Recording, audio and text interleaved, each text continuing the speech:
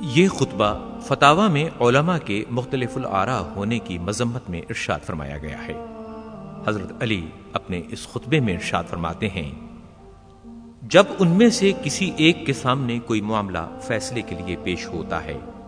تو وہ اپنی رائے سے اس کا حکم لگا دیتا ہے، پھر وہی مسئلہ بالکل اسی طرح جب دوسرے کے سامنے پیش ہوتا ہے تو وہ اس سے پہلے کے حکم کے خلاف حکم دیتا ہے،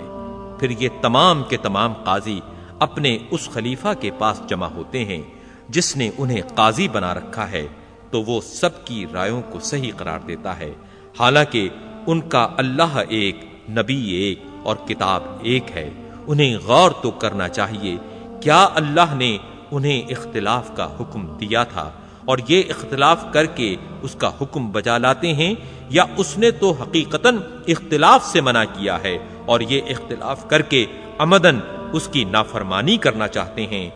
یا یہ کہ اللہ نے دین کو ادھورا چھوڑ دیا تھا اور ان سے تکمیل کے لیے ہاتھ بٹانے کا خواہش مند ہوا تھا، یا یہ کہ اللہ کے شریک تھے کہ انہیں اس کے احکام میں دخل دینے کا حق ہو